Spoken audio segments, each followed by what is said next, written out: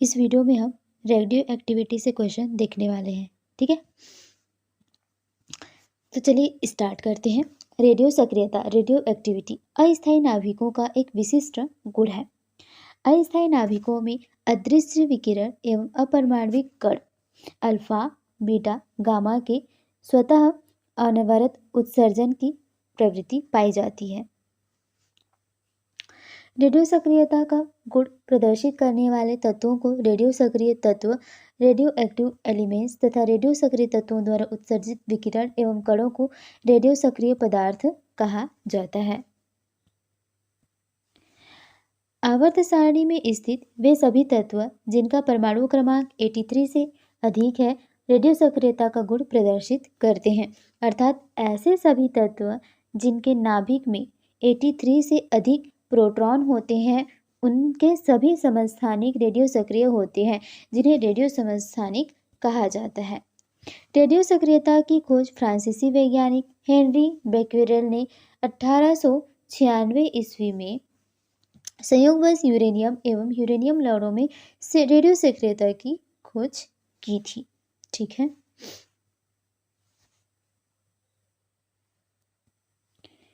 Next है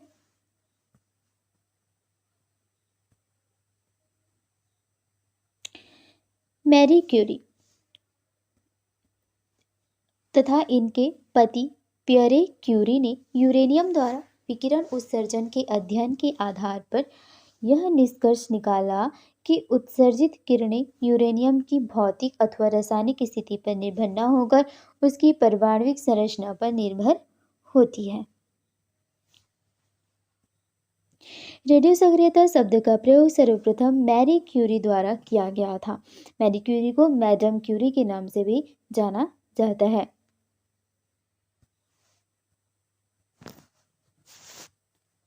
Marie Curie एवं Pierre Curie ने पिच प्लान, जो कि क्या है, यूरेनियम का अयस्क है, इस पर शोध की प्रक्रिया में पोलोनियम एवं रेडियम नामक दो नए तत्वों की खोज की। इस उपलब्धि के लिए उन्हें 1903 ईस्वी में भौतिकी का नोबेल पुरस्कार प्रदान किया गया था।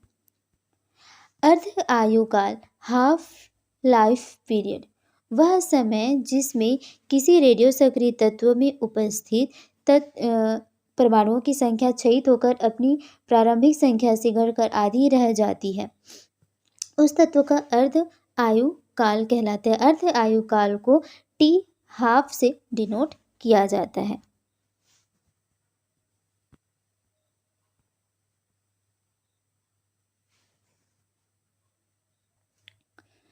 अल्फा किरणों के बारे में जानते हैं। ये धनावेशित अल्फा कणों का समूह है जो वस्तुतः हीलियम नाभिक होते हैं। प्रत्येक अल्फा कण में 2 प्रोटॉन और 2 न्यूट्रॉन होते हैं।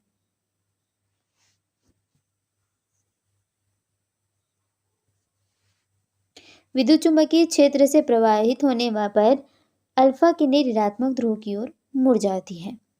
अल्फा किरणों का वेग प्रकाश के वेग का लगभग 1/10वां भाग होता है।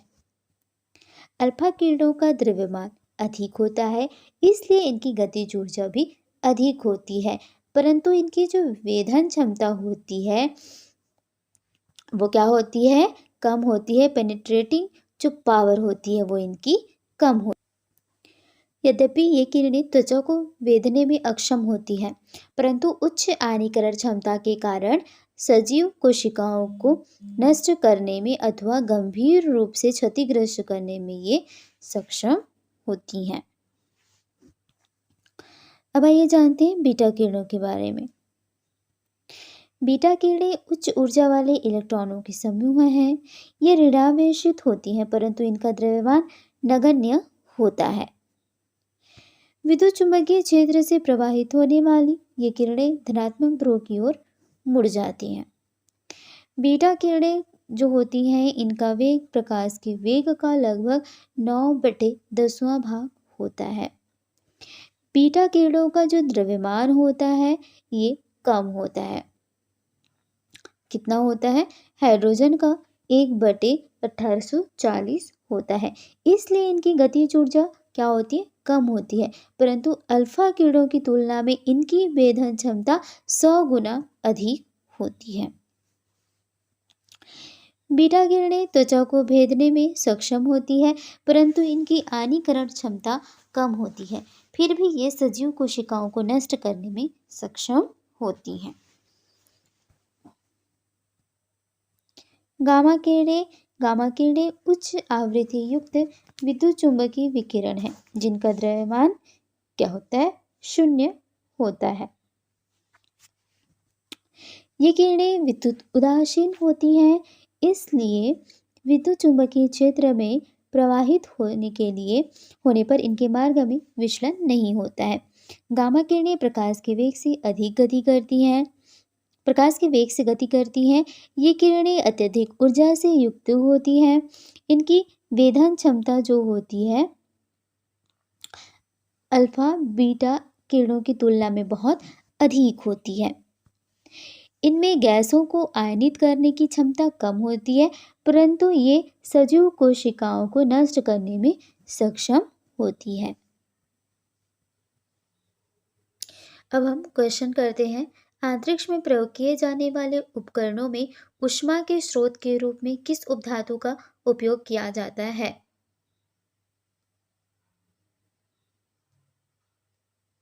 तो अंतरिक्ष में जो उपकरण यूज किए जाते हैं उनमें ऊष्मा के स्रोत के रूप में कौन सी उपधातु का यूज किया जाता है? तो वह हो जाएगा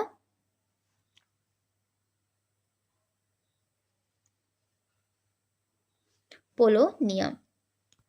कोबाल्ट 20 सामान्यतः विकिरण चिकित्सा में प्रयोग किया जाता है क्योंकि यह उत्सर्जित करता है।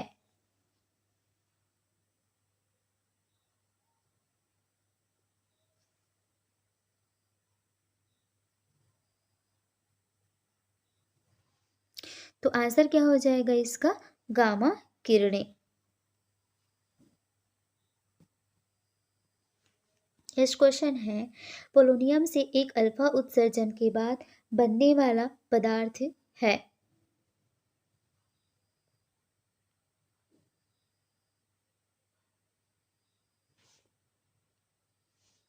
तो आंसर क्या हो जाएगा? आंसर हो जाएगा लेड। निम्नलिखित में से कौन सी रेडियो सक्रिय श्रेणी का निर्माण कृत्रिम समस्थानिक से होता है?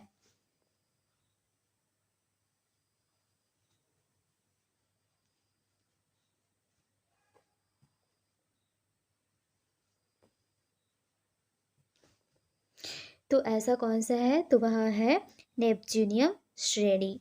तो नेपच्यूनियम श्रेणी से रेडियो सक्रिय श्रेणी का निर्माण कृत्रिम समस्थानिक से होता है।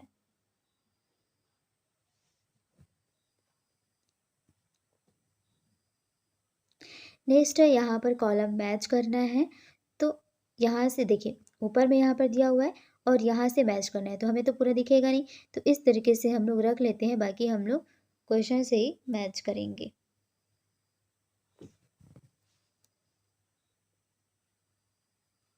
चलिए देखते हैं।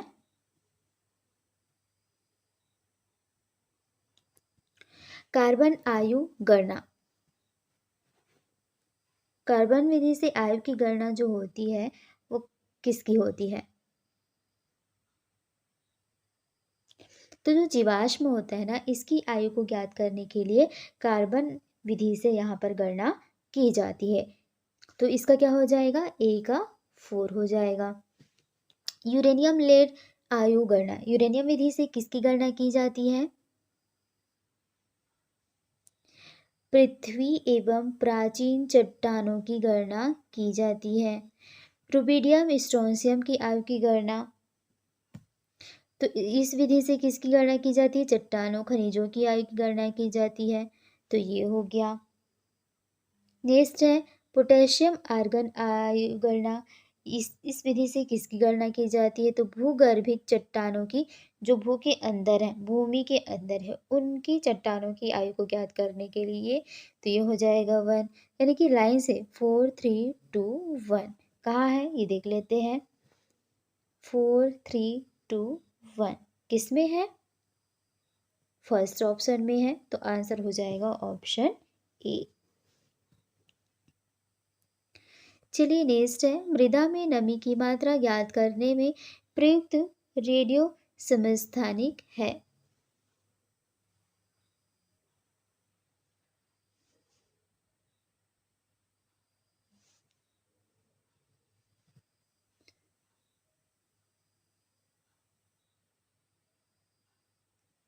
आंसर क्या हो जाएगा?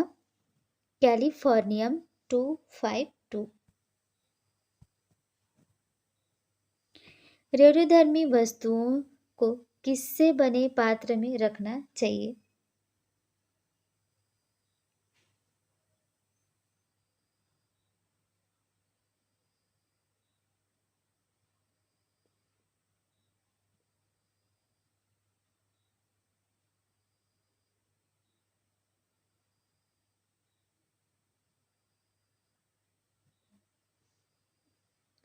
तो आंसर क्या हो जाएगा?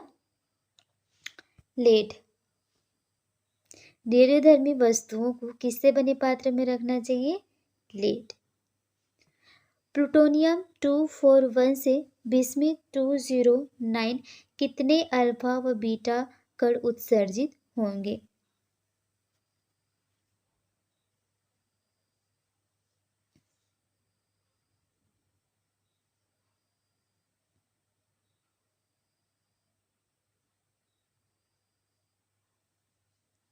तो इनके बीच कितने आएंगे? 9 अल्फा आएंगे और 6 बीटा कण आएंगे। एक रेडियो सक्रिय पदार्थ की अर्ध आयु 10 दिन है, तो इसका अभिप्राय क्या है?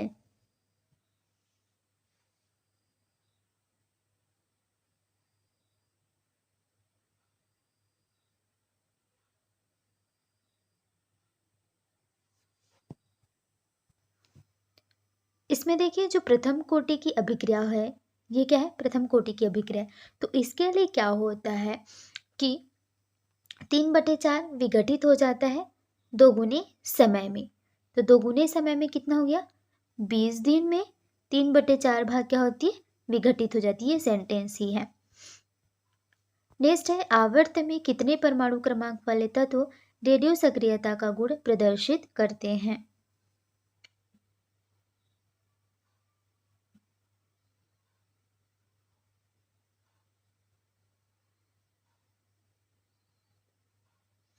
आंसर क्या हो जाएगा?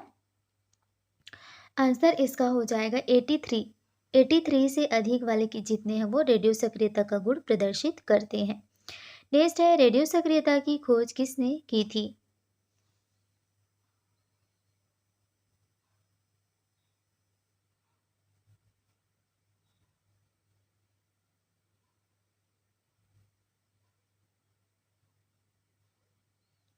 रेडियो सक्रियता की खोज किसने की थी? तो आंसर क्या हो जाएगा? हेनरी बेक्यूरेल ने। रेडियो सक्रियता का गुण किससे संबंधित है?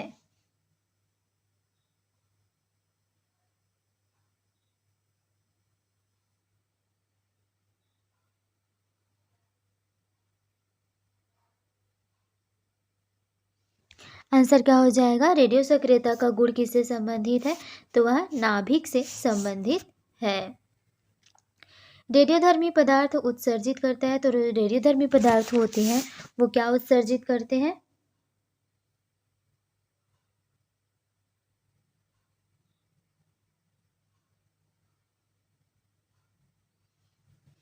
तो आंसर हो जाएगा अल्फा बीटा गामा, ये सभी उत्सर्जित करते हैं। तो उपयुक्त सभी हो जाएगा। नेक्स्ट है, पीचलैंड पर शोध क्रिया के समय किन वैज्ञानिकों ने रेडियम एवं पोलोनियम की खोज की?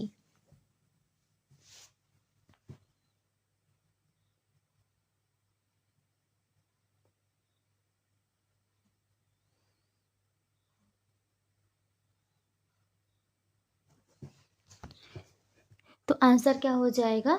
आंसर इसका हो जाएगा ए और बी दोनों। कौन? मैरी क्यूरी और पियरे क्यूरी, इन दोनों ने ही पोलोनियम की खोज की थी। निम्नलिखित में से किसमें ऋणात्मक आवेश होता है?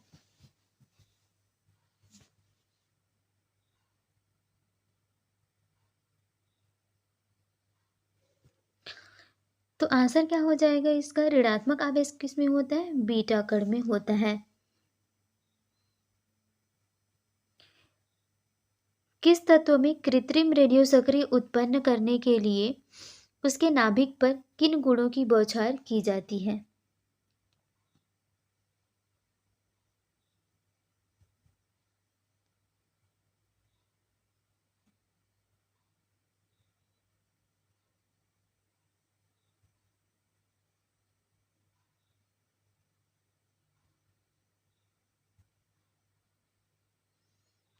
तो आंसर क्या हो जाएगा? अल्फा कण प्रोटॉनों की और न्यूट्रॉनों की, सभी की यहाँ पर बौछार की जाती है। नेक्स्ट है, किस तत्व के कारण मानव शरीर पर फफोले एवं जलन उत्पन्न होती है?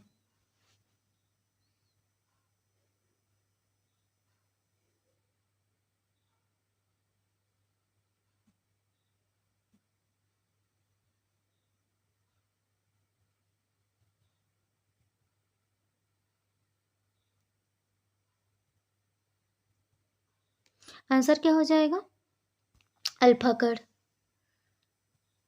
नेक्स्ट है, गामा किरणों के संबंध में सही कथन को चुनना है।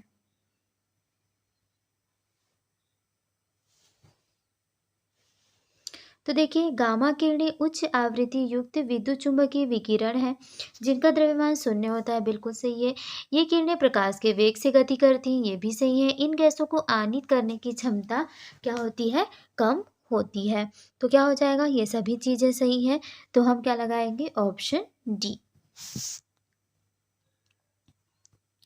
नेक्स्ट है, अल्फा बीटा और गामा किरणों की वेधन क्षमता का अवरोही घटते हुए क्रम बताना है।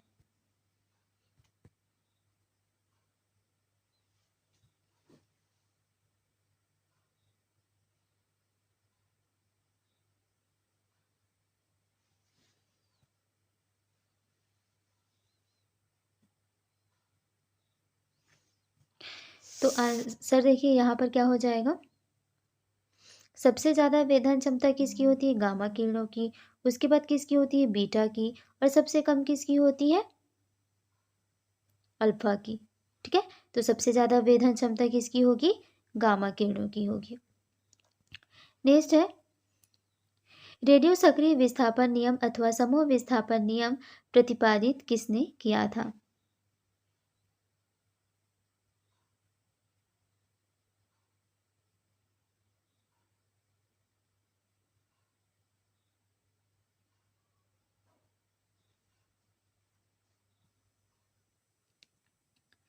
आंसर क्या हो जाएगा इसका?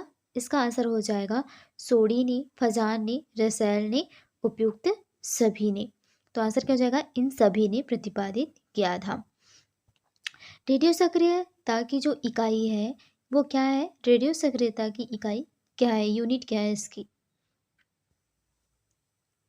क्या है? क्यूरी। यूरेनियम के विघटन का अंतिम समस्थानिक होता है। तो यूरेनियम जो होता है वो विघटित होने के बाद उसका जो अंतिम समस्थानिक होता है वो क्या होता है? लेड। नेक्स्ट क्वेश्चन है, निम्न अस्थायी पदार्थों का रेडियो सक्रिय प्रदर्शित करने का कारण है।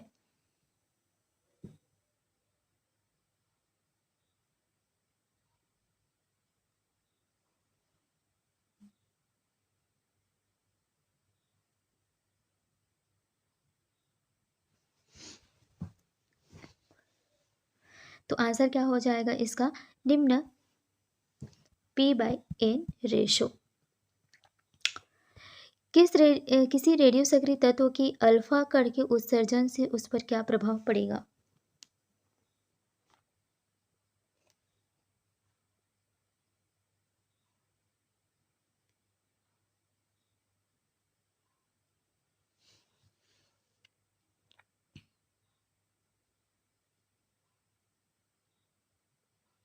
आंसर क्या हो जाएगा? ए और बी दोनों, यानी कि परमाणु क्रमांक में कमी, परमाणु द्रव्यमान में कमी। तो किसी रेडियो सक्रिय तत्व की अल्फा कण के उत्सर्जन से उस पर क्या प्रभाव पड़ता है? उसकी परमाणु क्रमांक भी कम हो जाती है, द्रव्यमान भी कम हो जाती है। नेक्स्ट क्वेश्चन है, रेडियो सक्रिय पदार्थ रेडियम की अर्ध आयु 1600 वर्ष है, तो कितने वर्ष बाद रेडियो सक्रिय पदार्थ का 25% अंश बच जाएगा। तो हमने एक सेंटेंस पढ़ा था कि जो रेडियो सक्रिय पदार्थ है उसका 3/4 विघटित होता है कितने, लगभग 2 गुना समय में। तो कितना हो जाएगा, 3/4 विघटित हो जाएगा, तो बच कितना जाएगा, 1/4। वही पूछा जा रहा है कि 25% का मतलब क्या होता है, 1/4। तो 25% बचेगा कब, जब 3/4 विघटित होगा। तो ये कब होता है, 2 गुना वर्ष में। तो 1/4 बच जाएगा कब, 2 गुना वर्ष में। तो 16 दूनी 3200 वर्ष में।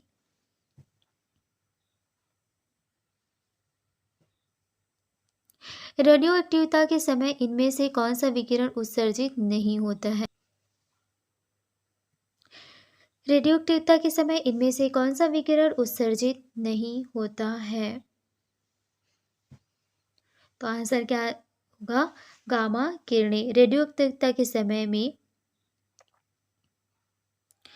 कौन सा विकिरण उत्सर्जित नहीं होता है, तो ये होगा कैथोड किरणें होंगी। ठीक है, अल्फा बीटा गामा किरणें उत्सर्जित होती हैं, लेकिन कैथोड किरणें उत्सर्जित नहीं होती हैं। इनमें से कौन सा कथन सत्य है, जो सही है उसको बताना है। देखिए इस टाइप का आंसर देना है। तो यहाँ पे ऊपर देखिए सेंटेंस को पढ़िए, अब बताइए किनमें से कौन कौन सा जो सेंटेंस है वो सही है।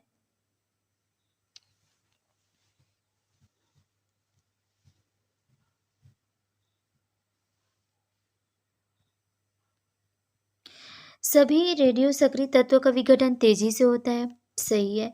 रेडियो सक्रिय तत्वों के आधे विघटन के लिए आवश्यक समय रेडियो सक्रिय तत्व की अर्ध आयु काल कहलाती है, सही है।